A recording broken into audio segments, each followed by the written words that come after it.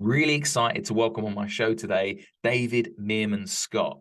If you haven't heard of David before, he's an absolute expert in marketing. So it's really going to help you with your construction business. David has spoken on stage in front of thousands of people. He regularly gets on stage with Tony Robbins. So this is the caliber of quality that David is speaking at. It's really exciting to get him on the show because he's written 13 books and 3 of them are international bestsellers. The book we're going to be focusing on mainly today is his book about the new rules of marketing and PR. And it just talks about the changes that marketing has taken over the years. And we're going to look at some of the up-to-date marketing methods that David recommends. So I know you're going to enjoy this show. Let's jump in. David, it's absolutely great to have you on the show today. Really appreciate you making the time to be here. Thanks, Greg. Happy to be here. Looking forward to it. Awesome. And I just want to start off being a little bit selfish if I can, because I've got a special event coming up, my first live in-person event in London in June the 30th. And yeah, I'm a little bit nervous because it's my first one. Only got 100 people in the room, but I know you've spoken on stage in front of thousands of people. You do Tony Robbins events, don't you, and speak on stage with him. How did you find that? How did you transition from speaking from small events to then doing thousands? Is it quite nerve-wracking? Do you still get nervous? I think what I would recommend is that you practice, and then practice again. If you're going to be delivering a speech, you have, no one does this, and I don't expect you should do it. You will do it, but you should. It's 1 hour for every minute of your talk. So that means if you're gonna be delivering a 60-minute talk, you should be doing 60 hours of practice. So I mean, literally stand on, make a makeshift stage in your house, talk to a camera like we're doing right now, and see how you come across. Get to the point that you know your content so well that you don't even have to think about it, and you can focus on things like where your hands are, where your feet are, where you're standing on the stage. That's all really, really important, because most people don't do that, and then they find that when they're on the stage, they don't feel comfortable and they start to get nervous, and then it all breaks down. And I'm sure you will do a good job no matter what, but I think you want to do a great job. So yeah, those would be a couple of my recommendations. That's absolutely fantastic. Well, look, I wanted to pick the brains of an expert there, so that was my selfish little 5 minutes getting something out of you there, David. So really appreciate. Well, good luck with it, because what happens in my case is you do a good job, and then someone else is in the audience. They hear you, they want to have you speak, and all of a sudden you're doing 20 or 30 or 40 a year. Yeah, wow. Well, David, it's great to have you on because, as you know, I work with construction business owners. Anyone listening to this podcast, they're generally trying to grow their businesses over £1 million. And we know the importance of marketing. And you're on is it 8th edition now of the new rules for marketing and PR? The new rules of marketing and PR. Yeah. Now the 8th edition of the new rules of marketing and PR originally came out in 2007. That was the first edition. And the time it came out was a super interesting time in the history of marketing, because that's the year the first iPhone came out. That's the year that Twitter came out in a big way. That's the year that Facebook transitioned to being for anybody, not just students. So really important time in marketing. And then over the years, pretty much every other year, roughly, I've been updating the book. So now we're on the 8th edition.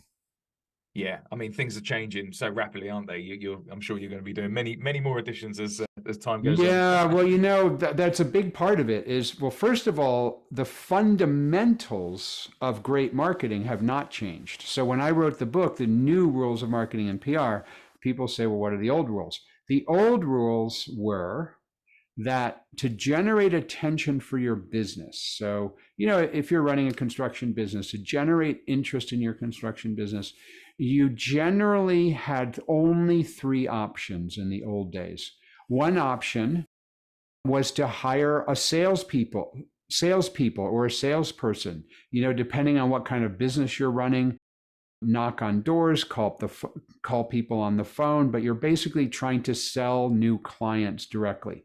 The second option you had was to advertise, to spend money on advertising. Magazines, radio, television, newspapers, billboards by the side of the road, that kind of thing. The third option you had to generate attention for your business was through trying to get the media to write stories about you or broadcast about you. So if you're doing construction in a town, getting the local newspaper, the local television station to pay attention to you. All of that required money. So the way I look at the new rules are that you can generate attention yourself. You can do what you're doing right now. Start a podcast. You can have a great website. You can be active on social media. You can have wonderful photographs of the kind of construction you do. You can educate people about how to go about doing a construction project. There's all kinds of different things you can do. But the point is that generating attention by creating your own content, which is free, is a new way to do marketing and public relations. So that's why I call it the new rules of marketing and PR. And those rules have not changed over 8 editions since 2007. That's 16 years. Those rules have not changed. But what has changed are the tools. We've always got new tools available to us. And so that's why I have to continually update the book, because there's new ways to do marketing and PR. Sure. Yeah, that's fantastic. So I know through reading through your book, one thing you're very passionate about is really understanding your customer, understanding who your audience actually is, because obviously we can put a lot of content out there, but if we're not connecting with the right sort of people, we're wasting our time a little bit, aren't we? So what suggestions and tips would you give for, specifically construction companies on how they do this? How do they start to understand who their customer is and build this buyer persona? So one of the biggest problems I see with the ways that people do their marketing is they tend to talk too much about their own products and services. And I see that again and again and again. It's like, look at me, here's what we do, here's our product, here's our service. And I'm not saying don't talk about your product or service on your website. Of course you should. But better to be thinking about, when you're doing your marketing, about who are the people that you're trying to reach? Who are the types of people that you provide service for? And then with that information, create the kind of information, the kind of content that would attract them. So just let me give you an example. Right now, I'm talking to you from my home studio. This was a bedroom in my studio. In my home, that I converted into my video studio. And this particular room is one of the many rooms in this house. And I think it was about 6 years ago, my wife and I finished our very long refurbishing and project to this house. So this is a 1958 mid-century modern house in the suburbs of Boston, Massachusetts. And I did a very big, very expensive upgrade and renovation. So I wanted to take my historic 1958 mid-century modern house that was designed by an architect from MIT and double the size of the house, as well as renovate the existing house in a way that was complementary to the original architecture. Now, this is a big project, and not every builder could do it. And I needed to find someone who was available. I needed to find somebody who was going to do the job well. And almost nobody was in the construction business in Boston was talking to me as a buyer persona. So who am I as a buyer persona? I'm somebody who has the money to do the job right. I'm not looking to cut corners. I'm somebody who cares about trying to create as ecologically friendly a home as possible. So we went with really big windows to get lots of passive solar in this house. I cared a lot about the materials, lots of natural wood and so on. I wanted to make sure the original house was kept in a way that the original design was intact. Lots of things that many builders don't know how to do, especially when it comes to mid-century modern design. And most builders in this part of the country are good at building traditional, what are called American colonial houses. The typical kind of American house that was built has been built in similar style since the 1700s, 1800s, 1900s, and now into the 2000s. The houses all look the same. Now, that's me as a buyer. And there's probably, a couple of thousand buyers like me in the area that I live in. But there's millions of buyers of other types of homes in the area I live in. So I was looking for a builder, someone in the construction business who understood me as a buyer persona, yet there was almost nobody. And I had to dig, I had to ask people for recommendations. Ultimately, an architect friend turned me on to the builder that we ended up choosing. And this particular builder, they're called Patriot Custom Homes in Boston, had a great website and had great content about how they focus on modern houses. They focus on what they call green design and green building techniques. And they were creating content for people like me, the buyer persona of people who want to have a construction project like I was looking for. So again, what most people do, of all different kinds of companies do, is talk about their product. But what you need to do differently is think about who's the person you're trying to reach, the buyer persona you're trying to reach, and then create the content that will be great for them to attract them and then convince them that you are the person that they should do business with. Yeah, that makes complete sense. I guess many might worry about being too niche and missing the entire market, but that's such a mistake, isn't it? You're not really going to miss anything. I mean, I think when you're broad like everybody else, you don't stand out at all. However, keep in mind that you don't need to just be one niche. Many companies have multiple buyer personas. So I'll talk about an example of multiple buyer personas in the hotel business. So imagine you're in the hotel business. Most hotel websites just talk about, hey, here's what our hotel room looks like. Here's the online widget you can use to reserve a room. But imagine the difference of a hotel website that targets 5 different buyer personas. The first buyer persona they target, independent business travelers who are traveling to this particular city and make the decision themselves about a hotel to stay in. Then you've got corporate travel managers of a company located in that city who have multiple people coming through. So they're making the decisions for many people. That's a very different buyer persona. Or how about a company that wants to have a big event like the one you're speaking at, Greg, right? An event for 100 people at the hotel, and they need a room to hold that event. That's a different buyer persona. A family going on vacation. Maybe they need 2 hotel rooms, interconnecting door, one for the parents, one for the kids. Different buyer persona. Or how about a couple that wants to get married and they want to have their wedding reception in a hotel and have sleeping rooms for their families and friends? Very different buyer persona. So that's one hotel, but their website could have content for 5 different buyer personas. So don't think of it necessarily as niche.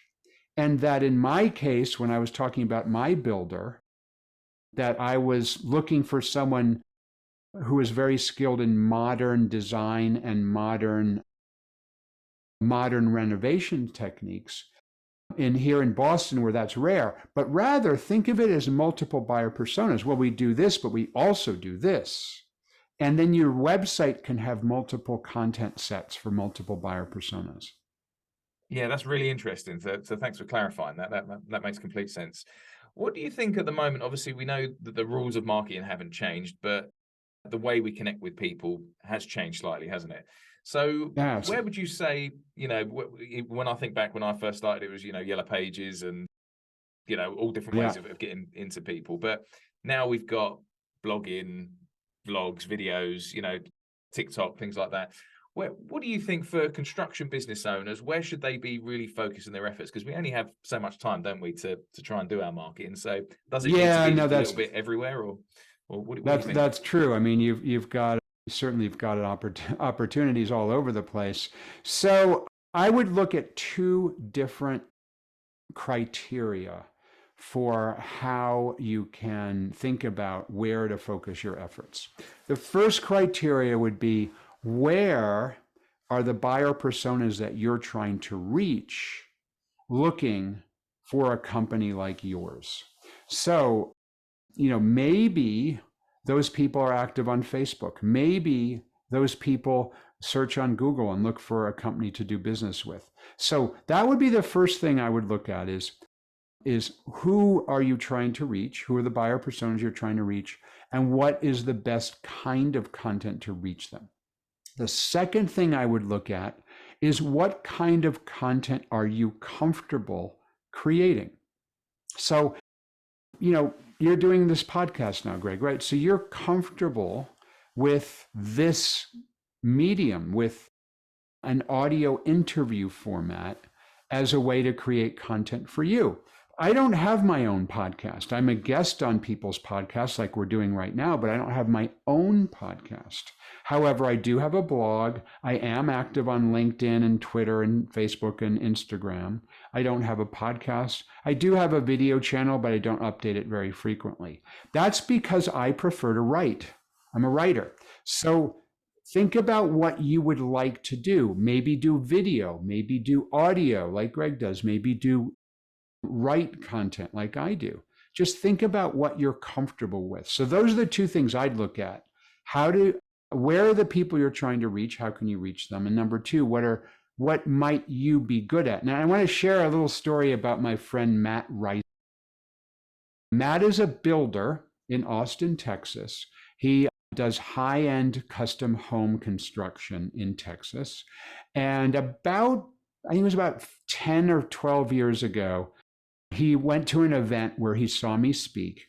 And I was talking about all of these ideas for the construction industry, just like we're talking about right now.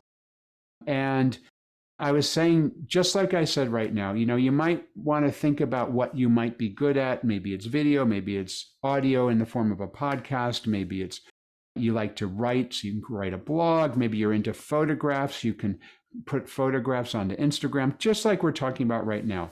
Matt said, I should do a YouTube channel. I'm listening to David talk in this conference. Maybe I should do a YouTube channel. So he did. He started his YouTube channel somewhere between 10 and 12 years ago. I forgot exactly when. And it did a great job to promote his business because he started with once a week and then he went to twice a week, short videos, only a minute or a couple of minutes each, films them on the job site. So it's nothing special, just on the job site, one of his crew members takes out a camera and films him. And it's just Matt talking to the camera. So he told me a couple of years after that, it was 4 or 5 or 6 years after that, that the YouTube channel was going great and that it was generating a ton of attention for his business. And he went from almost no revenue because he had just started when I met him 10 or 12 years ago, and he had about $1 million in revenue. He went from $1 million in revenue to $20 million in revenue, all because of the YouTube channel, because the YouTube channel started to take off and generate new business for him. But then something remarkable happened, is that he started to get interest in advertisers to sponsor his YouTube channel as well as advertise on his YouTube channel. So these are people in the companies in the construction business. So tool manufacturers, for example, or window and door manufacturers or paint companies. Anybody who wants to reach builders started to advertise on Matt's YouTube channel. And I spoke with him a couple of months ago, and he told me he now generates $2 million per year in YouTube advertising revenue and $2 million per year in YouTube sponsorship revenue. Now that all goes into his pocket. There's no expenses related to $4 million in revenue from his YouTube channel. And he's still got the construction business, which is he's generating attention through that YouTube channel. So you never know what might happen if you create the kind of content that you're excited about. In the case of Matt Reisinger, and just Google his name, Matt Risinger, Matt Reisinger. You can find his channel. He's doing great. That's such a good story, and that's amazing. And what I love about that is that it's just started off so simply, isn't it? Just doing what you're doing, filming behind the scenes on the job, and then it takes off from there, doesn't it? So I mean, he just in the beginning, he's got a better camera now. In the beginning, it was just his phone, and he had one of his guys, one of the people on the crew, just film him, and Matt just talks directly to camera. He still does that, still talks directly to camera, but it's a little more highly produced now. But he's got the revenue, he's got $4 million a year in revenue to spend a little bit of that on a higher production value for his videos. That's fantastic. Well, look, some really great tips there. Go where people are and do content that you're comfortable with. I think that's two big takeouts from that. Just want to shift gears a little bit on the conversation, and something you touch on also in your book is the importance of responding to some negative content that might come out. Now, we know in the construction industry, unfortunately, not every job goes as it should. Something can happen, and you might upset someone. So rather than bury our heads in the sand, you in your book, you talk about how you need to sort of tackle that head on. Do you want to give us some flesh around that, why we need to tackle negative content? Yeah, sure. So first of all, most people overestimate how much negative content they're going to get. For most businesses, most people, it's going to be a very small amount, unless you do something terrible. But let's assume you don't do something terrible. You just go about normal business. You're good business. You care for people. You do good work. It's going to be minimal. So don't get worried about the whole world is going to start exploding if you start creating content. Second thing is, if a negative comment or post does appear, take a look at it, and it's usually going to be in one of two categories. One category is constructive criticism, somebody who's taken the time to point out something that caused them a problem or that was done wrong or whatever it might be. In that case, that deserves a response. If somebody took the time to point out an error, a flaw, something that went wrong, that deserves a response. So I always recommend that you definitely go in and reply in whatever medium they made that comment. So, for example, if they made that comment on Facebook, you should reply right there in Facebook. If they made that comment on your blog, if you have one, reply on the blog. If they said something on Twitter, reply on Twitter, or if you happen to be on those networks. The second category is somebody who's being a bully. And if they're simply out there being a bully and saying negative things for the sake of saying negative things, or not actually a customer, that does not deserve a response.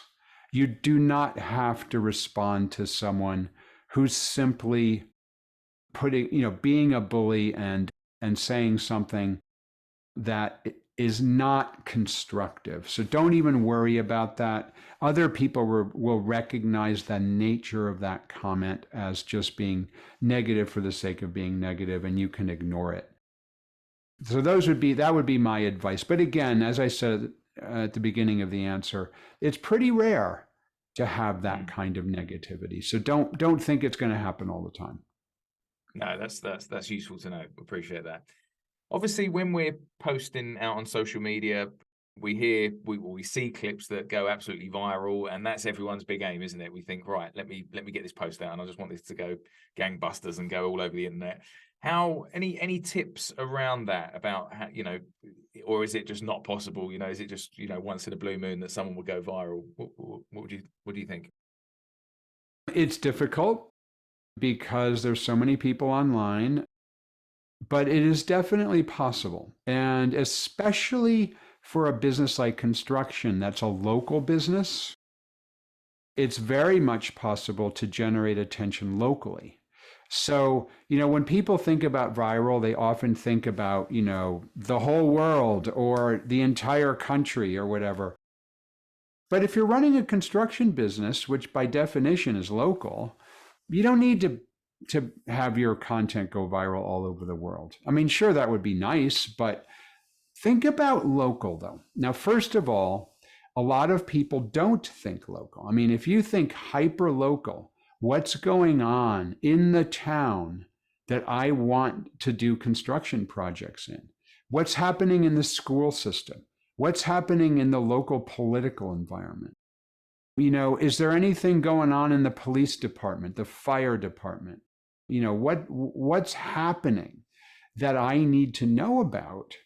And if you can be on top of the whole goings on about the town, and you can post content, maybe in the form of a blog or a podcast, and be on top of what's going on, that can be super interesting. So we were talking about content earlier and what kind of content you should create. And I suggested that whatever content makes sense for your type of business and what you like to do.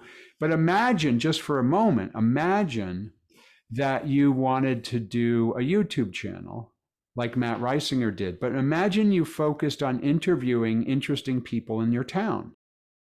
You interviewed the chief of police, the head of the fire department, the principal of the school, all of these sort of interesting people, teachers, real estate agents, people who are tangential to the construction business, maybe some of the suppliers you work with.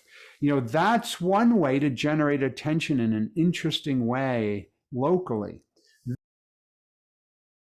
Think of something that I call it newsjacking. Newsjacking is something I invented. It's the idea of following breaking news, and then when a news story is breaking, that you then create content very quickly to generate attention because you're one of the first people to talk about that particular news. So imagine, again, our local business. Construction is local, and you've created a channel. Maybe it's video, maybe it's audio, maybe it's a blog, talking about your local community.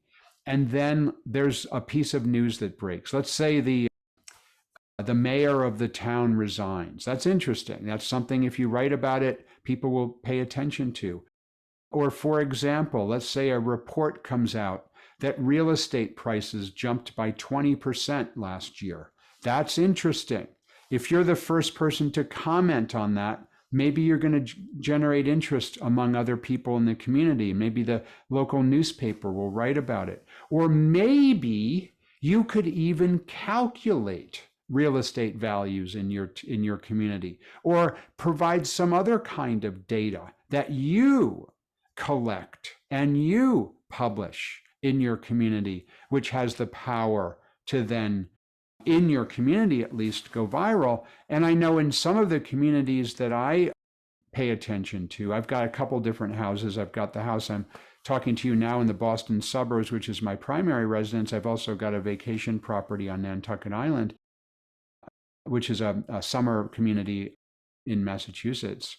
And there's one of the real estate agents in the island of Nantucket created the Nantucket Real Estate Index, and it's a graph and an index of real estate prices over time. And they've become locally famous because of that real estate graph. So maybe you can create something similar in your town. And being in the construction business, maybe that's going to be super popular. If you're in commercial construction, maybe you can do something that's appropriate for commercial construction. Yeah, that's really interesting. So just to clarify that about the newsjacking, because that's a completely new concept to me, and I think that's just worth exploring a little bit. So some of your tips on that were when something comes out like a news article, it's getting in and being one of the first ones to comment on the post, Yes. was it? And then Yes. and then what else is it? Just creating more content around that just links to the story. Yeah, basically, whenever there's a breaking news story, people are always looking for the context, both consumers as well as members of the news media. The news media is always looking for people to quote, experts to quote when there's a story that breaks, and the members of the public want to find out more about what the story is when that news breaks. So if you have expertise in that marketplace and you're able to comment right away, that becomes super interesting. So let's say, I'm just making something up. So let's say, for argument's sake, the UK government decides that they're going to tax real estate in a different way. Oh, wow, that's interesting. If you're the first person in your community to comment about what that means for the location you live in, maybe the local television station, the local newspaper will then want to interview you because you're an expert, you're in the construction industry, talking about real estate and how real estate is taxed. And you come out I'm talking very quickly, like half an hour after the news breaks, you come out with a statement on your blog, your podcast, whatever it is. That becomes super interesting. And people are looking to quote experts, are always looking to quote experts. Why not you? Why not you, the expert? Yeah, I love that. That's a really interesting concept. So thanks for that, David. I think there's a lot that people can take away from that. You've also got, I know you've got multiple books. I think, is it about 10? Is it that you've? It's up to 13 now, but yeah, few books out there. So one of your books is about creating fans and getting your customers into fans. So just tell me the title of that book again, just so everyone knows. That's called Fanocracy. Yeah, fantastic. So this is the concept of turning a fan or creating fans and then turning that fan into a customer. Can you just give us a little bit more depth and context around that, on why that's so important for a construction business to actually create fans from their following? Yeah, sure. So my daughter and I wrote that book. My daughter she's now 30, but when we first started writing, she was 24 years old, and we really dug into the idea of fandom. And I'm a fan of the Grateful Dead. This is a Grateful Dead logo over this shoulder. I'm a fan of surfing, and this is a surfboard I built. So I have that over here. I'm a fan of the Apollo lunar program, and there's a model of a Saturn V rocket. So I've got the things I'm a fan of here in my studio. And my daughter Reiko is a fan of Harry Potter. She's a fan of Korean pop music, K-pop.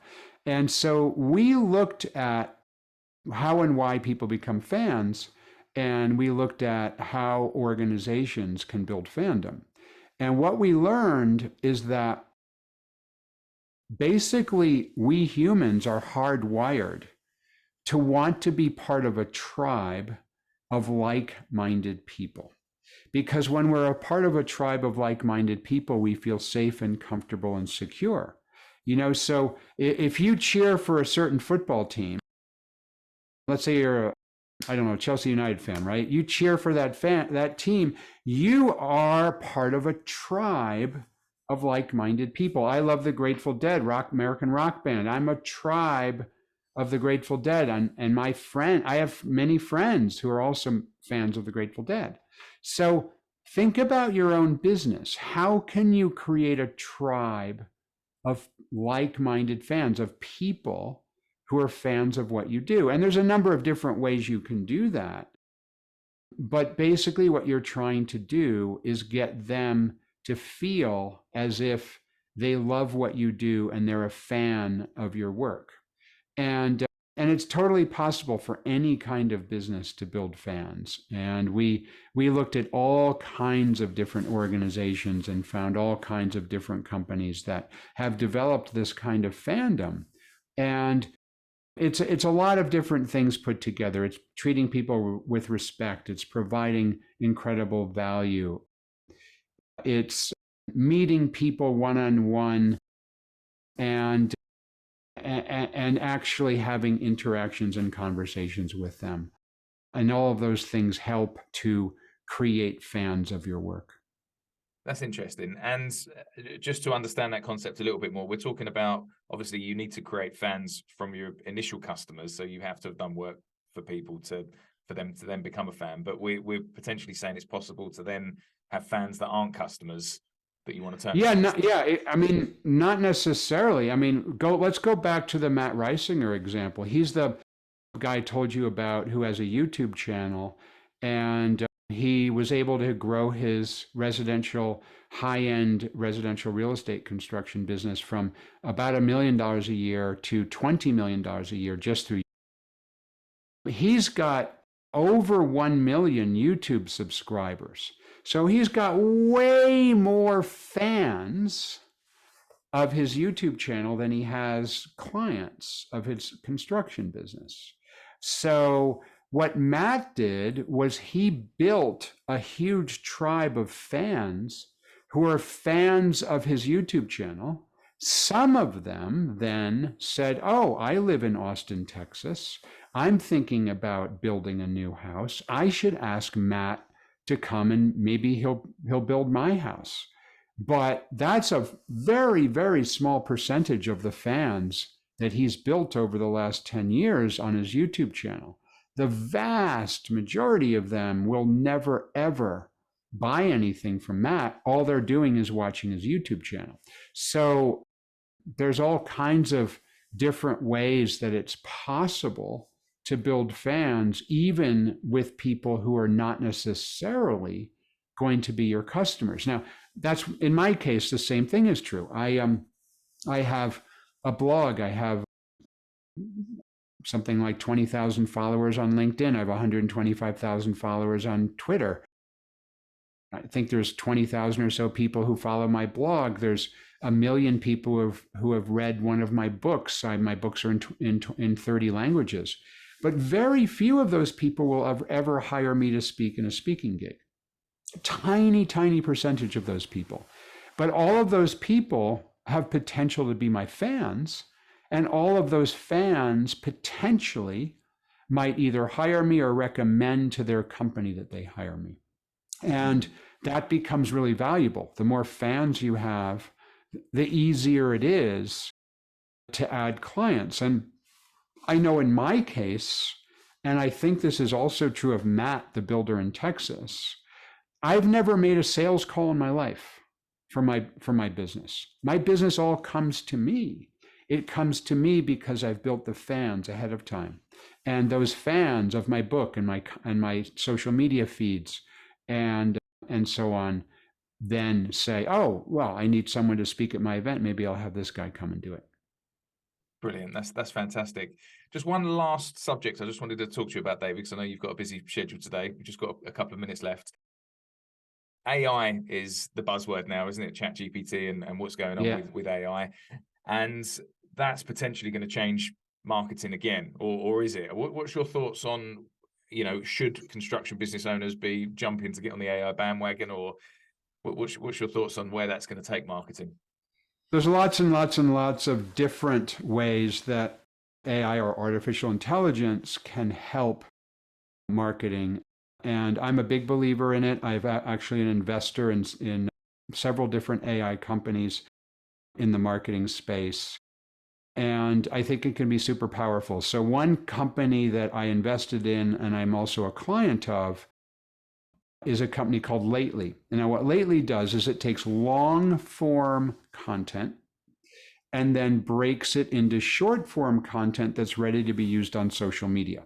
So in my case, as I mentioned earlier, I have a blog that's text-based content. Average blog post for me might be 750 words. I take those 750 words, drop them into the Lately artificial intelligence engine, and then it generates between 10 and 20 tweets from my blog post, and then automatically queues those tweets up to be sent on my Twitter feed. And it saves me a ton of time, because if I were to manually create those tweets, it would take a really long time.